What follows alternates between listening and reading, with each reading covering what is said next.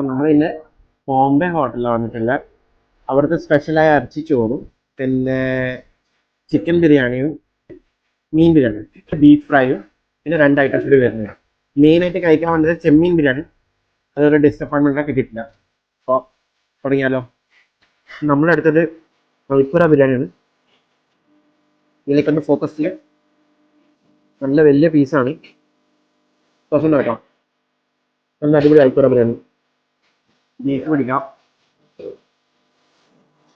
നല്ല സോഫ്റ്റാണ്.